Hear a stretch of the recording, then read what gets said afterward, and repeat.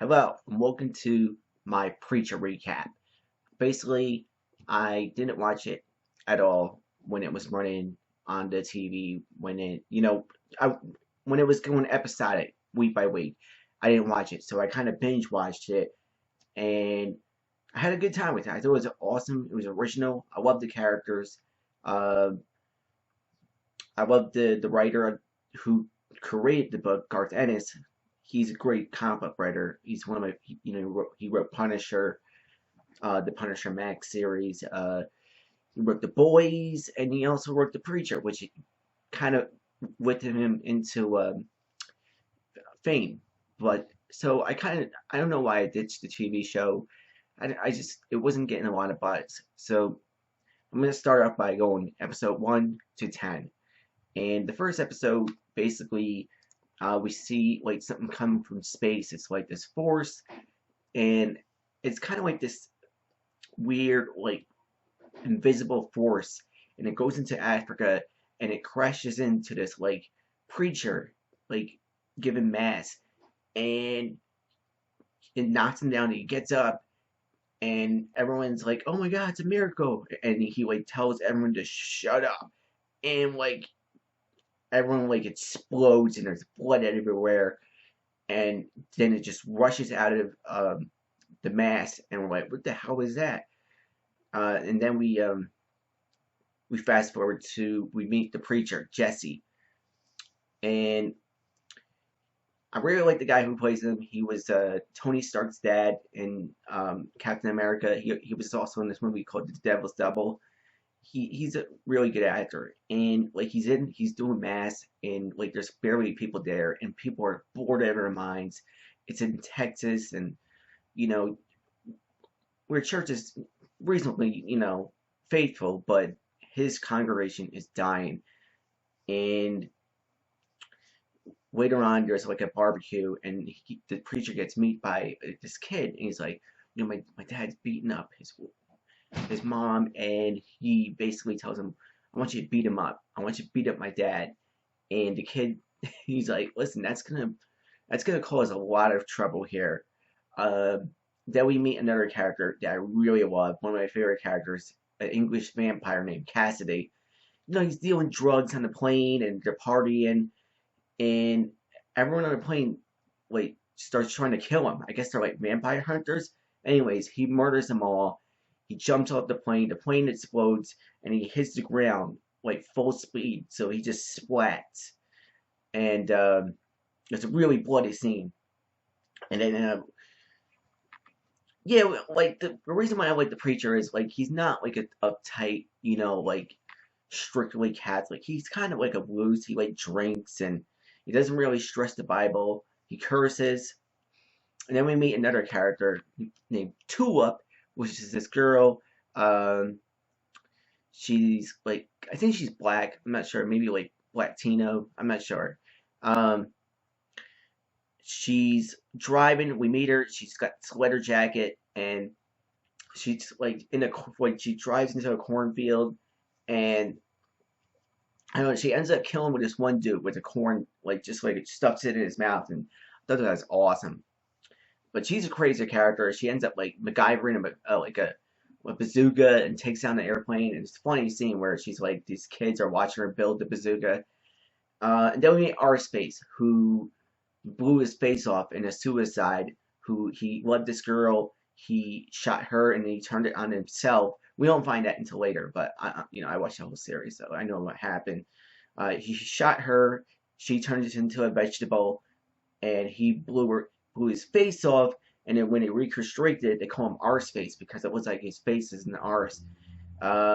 He goes to the preacher. He's asking for forgiveness, and then finally at the end of the episode, that kid says his father, the drunk who beats up his wife, he and his hick buddies try to beat him up, but he beats the shit out of all of them. Like the preacher's a badass character, so um, like there's like we don't know that much about him. Like there's something going on with him. Like he used to be like a robber and kind of like a total badass before he became, a preacher of God. Um, so eventually he gets this power that we saw in the beginning, that he did in Africa, travel all the way from Africa to him, from space to Africa to him, and he's its new host. And there's this character who's been bothering the preacher the whole time, like, what should I do? My mom's bothering me. What should I do? What should I do? And he's like, listen, just open up your heart and tell her how you really feel. So the guy that bothers him buys a plane ticket, goes to Florida, tells his mother how he feels, and he opens up his heart by actually like cutting his heart out right in front of her in a senior home. And that's how the first episode ends. And like, if you're not like, holy fuck, I gotta watch like every single episode after that. I don't know. And so episode two, I got the whole thing. So stick around. So Jesse, he's like, he tries to be a good preacher, knowing he's got this new power. And it's called the Word of God. He could talk to someone and he says, um, just believe in yourself, and they just start doing it. And okay, this is where we get this like side story. It's like a side story that goes back to 1881. It's like this cowboy, and he's got his kids are sick, and he goes into this town called Ratwater, and it's like, think of it like a Knieswood. It goes from like a modern time, and it keeps going back to this Knieswood type story, tombstone, whatever, cowboy story. All right, so the town starts. Jesse, the preacher, he starts getting the congregation. People start coming back to the chapel, and he baptizes them. It's this like they're in front of the stores, and he's got a suggestion box to make it better. And him and Cassidy are like drinking, and like he drinks this really powerful drink, and he's like, I like the big Lebowski, and he passes it, and he's like, and Cassie's like, no, that's a shit film. I love Cassie. He's like English, and so then we meet these new characters. They're like archaeologists, angels who are looking to contain that power that the preacher got, and basically they're they knock him down, and they're trying to do this ritual to lure out the word of God from him, the power he's got. But Cassidy shows up, and he like kills them with a chainsaw, and he just cuts them in half. It's this bloody scene. There's a scene where the chainsaw is coming towards Jesse, and Cassidy stops the chainsaw. Blood's everywhere. He cleans it up though, and then we meet this bus driver who's kind of like a pedophile, and Jesse, the preacher, he's like, forget about the girls. And then like he starts being, for some reason, for a little bit he starts being in kind of a creep, but I don't know, like later on he starts talking to girls again. So I don't think it. And then he talked to the girl that R's face shot in the head. He breaks her out of her coma, but she's still like a vegetable. And that was the episode three. Episode three is called the Possibilities. Cassie helps Jesse explore his new power. Basically, Tulip tries to convince Jesse to seek revenge. Oh, that's right. She's back in town. She meets Jesse because they were partners together. They used to rob banks. And those people that Cassidy killed with the chainsaw, they come back, and you're like, how the hell did this happen? But it turns out they're on a mission from heaven. They can't be killed. Every time they get killed, they come back. And then Donnie, the dude that he beat up, the kid's dad, he's like, he wants to kill him. He hates the preacher for beating the shit out of him and his redneck buddies, because he made him do like a bunny sound when he broke his arm. All right, episode four. I had to cut it down because these are getting long. All right, episode four. Jesse offers Queen Cannon a bet he can't refuse. All right, I haven't mentioned him yet, but Jackie Earl, Freddy, Rorschach, and he's in this as the bad guy. Um, damn it. Fuck. Anyways, he's the mayor, and he tells Queen Cannon, you can at my church if I don't get you to come back to church, because he's a huge atheist. He hates God. He's this little guy who plays Cubert on his computer and just pees on people's lawns. He's a terrible mayor. And basically, Cassidy tries to beat up the Angels again. Um, the episode starts with this crazy game of paintball where these guys buy a bunch of hookers and they chase them around the woods and shoot them with paintball guns. And one falls off like a sinkhole and dies. The Queen Cannon shows up, the mayor, and he's like, "All right, nothing to see here. Like it's no big deal. Like it was just a stupid accident."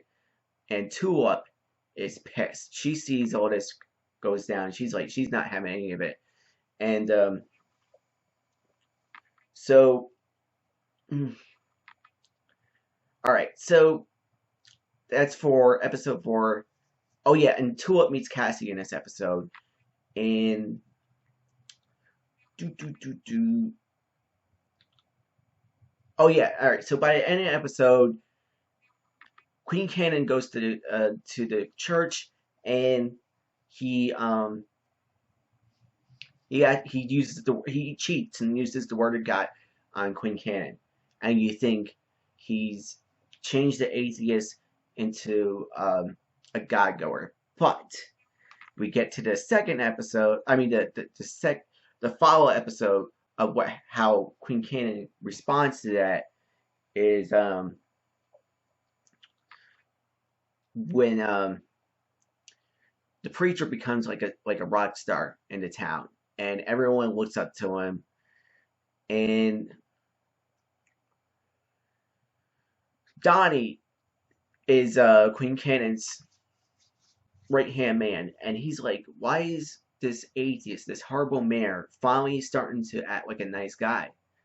And by the end of the episode, we think Queen Cannon's gone good, but he's like, as soon as someone disrupts his deal with God, he pulls out a shotgun and shoots everyone.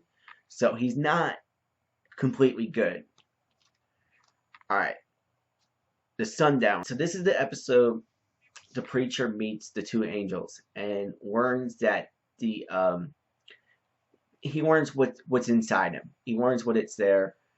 He learns what it is. It's a demon and an angel, and it had a baby, and it escaped the heaven and went to earth, and now it's inside him. He's got a demon baby hybrid inside him, and it's called Genesis. So the episode ends where they can't get it out of him. So they quit. They're just like, fine, you can have it, because they try to take it out and it goes right back inside him. And before the mass starts, our space, Eugene, the preacher's being given him he gets the mom of the girl who he shot to forgive him by force, and he got the town to like him by force with the word of God, and he's still not happy. He's like, God damn it, Eugene, what's it gonna take to make you happy, all right? And he's like, none of this is real. He's like, well, why don't you go to hell? And he used the word of God, and he goes to hell. The word of God sent him to hell, and that was crazy. Where Eugene goes to hell. Cassidy saw what happened, so he's like, listen, you just sent Eugene to hell. He didn't do anything. That's your own fault. And he's like, well, what do you want me to do? And then Queen Cannon, because he changes his mind on the whole God thing, he wants to take the church. He has all his redneck guys try to take the church. The preacher fences it off the church. He shoots the guy's dick off, and by the end, Jesse gets arrested, and Olden takes the church back. I mean, he takes the church. Alright, Jesse escapes a cop car, and he gives Olden one more chance. He says, I'm gonna bring God to church. I'm gonna bring him right to church. And if that doesn't make you believe in God, you can have the church and the land, and he's doubling down. He's like, let me prove it to you one more time. And so they do. So they give him that last chance, and basically he Jesse finds the a radio that transmits to heaven, and he gets everyone from town, and they go up there, and he turns the radio on, and this sort of like cartoony God thing comes up, and everyone's buying it, but for some reason Jesse gets up there and like, you're not really God, are you? And then it becomes like this Wizard of Oz type moment, you know, voice behind the thing. Like, it was really crazy, and ultimately, he closed the curtain behind that, and it wasn't really God, but there's something going on where he just couldn't help the town, and they ultimately banished Jesse and Tulip, and there's this like side story that's been brewing throughout the whole season where there the Queen Cannon's energy source was overreacting, and the whole town explodes. And right as Jesse and Tulip and Cassie leave the town, the town's gone. The whole town is dead. So and that's where it ends. It's where the preacher's going to the next town, and who knows how corrupt he's gonna make the next town.